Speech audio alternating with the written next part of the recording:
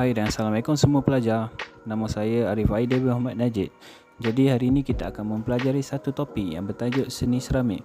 Untuk mengetahui dengan lebih lanjut, marilah kita bergerak ke seterusnya. Prinsip asas seni seramik. Prinsip asas dalam seni seramik dapat dilihat pada motif dan bentuk produk tersebut.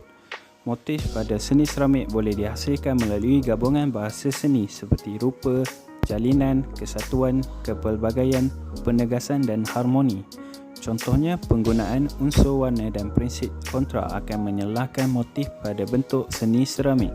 Seterusnya, penggunaan prinsip imbangan pula akan menjadikan bentuk produk seni seramik lebih stabil.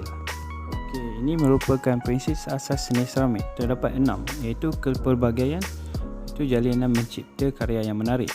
Kedua, keseimbangan, simetri dan tidak simetri pada karya.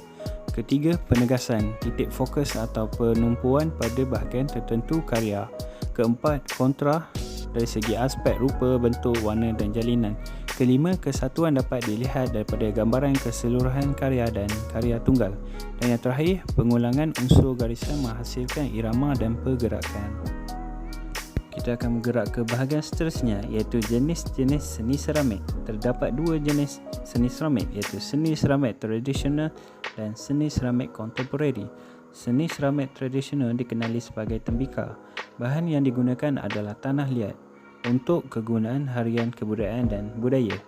Seni seramik kontemporari adalah gabungan seramik dan bahan lain seperti logam perak, rotan, tali dan kayu, dan untuk kegunaan perhiasan diri, perhiasan rumah dan pejabat. Ini merupakan contoh bagi seni seramik tradisional, iaitu tembikar labu sayong dari Perak, tembikar terenang dari Pahang dan tembikar dari Sarawak. Manakala ini ialah contoh seramik kontemporari, iaitu pasu hiasan berbentuk haiwan dan juga periuk nasi menggunakan bahan campuran dengan seramik. Untuk bahagian teknik seni seramik, teknik pembentukan seni seramik terbagi kepada dua, iaitu bahagian binaan tangan dan juga binaan acuan. Teknik-teknik binaan tangan memerlukan tanah liat diuli terlebih dahulu hingga menjadi doh yang padat. Doh diuli untuk mengeluarkan angin supaya produk tidak mudah pecah apabila dibakar. Terdapat 4 teknik binaan tangan yang utama, iaitu teknik picit, teknik lingkaran, teknik kepingan dan teknik lempar aling. Teknik membuat tembikar yang pertama adalah teknik kepingan, iaitu mencantumkan kepingan tanah liat yang telah dipotong mengikut saiz tertentu. Bahagian tepi hujung dipotong menyerong 45 darjah untuk penyambungan.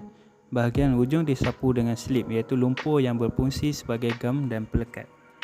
Seterusnya adalah teknik lempar alim atau teknik putaran, iaitu menggunakan mesin pemutar atau roda pemutar terhad kepada bentuk bulat dan leper sahaja. Teknik yang ketiga iaitu teknik picit. Teknik yang paling mudah, picit, cubit dan tambah doh tanah liat yang lembut sedikit demi sedikit. Ulang proses hingga terbentuk objek yang dikehendaki. Teknik yang keempat adalah teknik acuan. Tanah liat yang cair dituang ke dalam acuan plaster of Paris, dibiarkan dalam beberapa minit dan digunakan untuk perusahaan komersial. Dan teknik yang terakhir adalah teknik lingkaran. Uli doh berbentuk jalur atau silinder susun lingkaran sehingga membentuk objek yang dikehendaki.